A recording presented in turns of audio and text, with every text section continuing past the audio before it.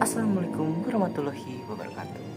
Salam kenal, nama saya Madi Serhak dengan NIM C2401311022. Pada hari ini, dengan kesempatan kali ini, saya akan membawakan sebuah video micro teaching mengenai apa sih yang dimaksud dengan polymerase chain reaction atau biasa kita sebut dengan PCR.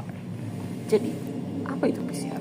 PCR itu adalah sebuah teknik laboratorium dan menggunakan aplikasi asam nukleotit untuk merenaturasi segmen pendek DNA atau RNA menggunakan enzim TAQ DNA polimerase.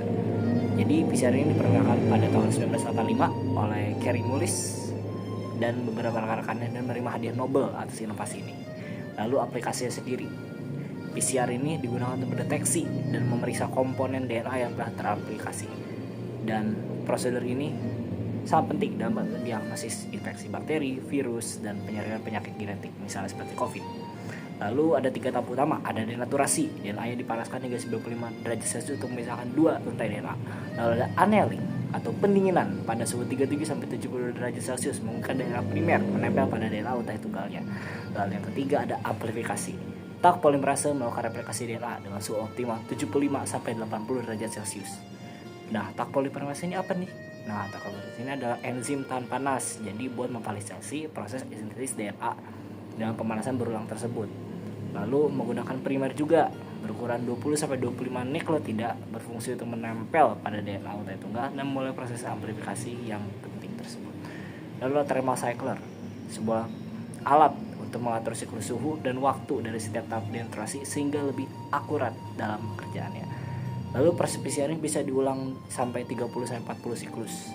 Tetapi siklus ini tentu akan melambat karena reagen dan inhibitornya kayak proteinase K, fenol atau ETA ya jumlahnya terbatas kan.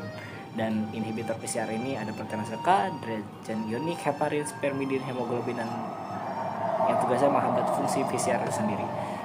DNA yang terkontaminasi dapat dibersihkan, bisa dialisis, dietanol, deesasi, kloroform dan sebagainya. Lalu hasil dari PCR ini biasanya dianalisis menggunakan elektroforesis gel agaros. Nah, ini terus yang paling pentingnya. Dan etinium bromida dengan mendeteksi menggunakan sinar ultraviolet atau sinar UV.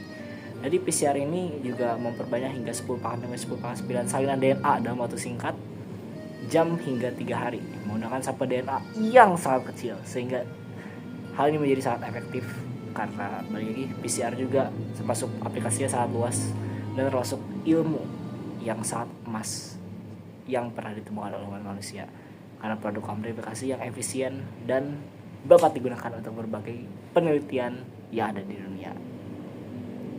Oke, sekian penjelasan dari saya. Apabila ada salah kata, saya mohon maaf.